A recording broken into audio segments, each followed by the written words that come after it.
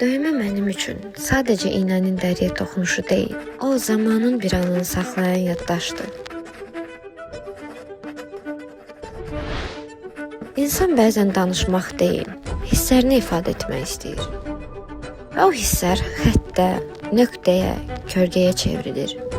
Hər döymə bir hekayədir. Bəziləri itkilərdən doğur, bəziləri azadlıqdan, bəziləri isə sadəcə mən buradayam demək istəyimizdən. Mən iynəni dəriyə deyil, insanın ruhuna yaxınlaşdırıram. Çünki yaxşı döymə öncə içimizdə, düşüncəmizdə yaranır. Ruhun ritmi, sözlərin səssizliyi, baxışımızdakı dərinlik, hamısı xəttə çevrilir. Bu proses tələsməyi, səbirsizliyi sevmir. Sakitlik, güvən və zaman tələb edir.